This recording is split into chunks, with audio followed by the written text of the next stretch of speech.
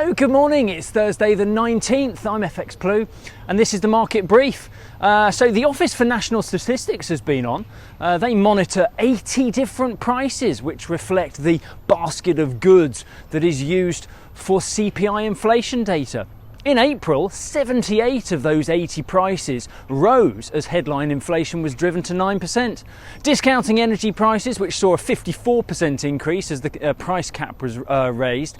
The main culprits were lamb, milk and sugar as shortages continued to push the prices higher. Milk was up 13.2% and I had my suspicions about that one before the data was out because you know me, I am a man of the people, so of course I know the price of a pint of milk. It's about £2.50 these days, isn't it? But while the Bank of England has accepted that inflation may still reach 10%, many believe April's figure will see the top. Either way, inflation is forecast to be back below target by the end of next year, although the fall will be pretty gradual and won't be at all obvious in the short term. In the markets, there's a growing feeling that the MPC may be reluctant to continue rate hikes for fear of causing a recession. As we know, the Fed is acting out a pretty aggressive policy shift and the ECB is due to start a number of rate hikes over on the continent, and this is all having a pretty negative effect on sterling at the moment.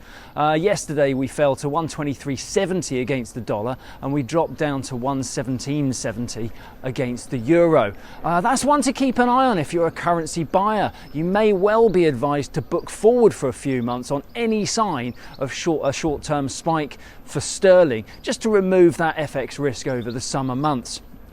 Speak to your friendly FX broker about that one. Or feel free to drop me a direct message if your broker isn't that friendly and you'd just like to have a natter.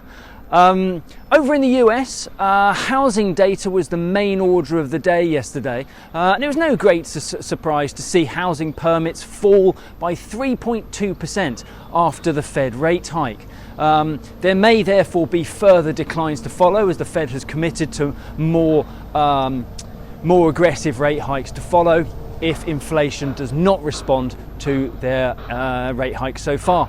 The dollar index began to claw back some of the recent losses. We saw 103.75 yesterday, but it'll probably take another rate hike and further policy divergence to test that 105 level again. Right, that's it from me. Have a great day. Join me again tomorrow. If you do not have a clue, then just tweet through and ask FX Blue.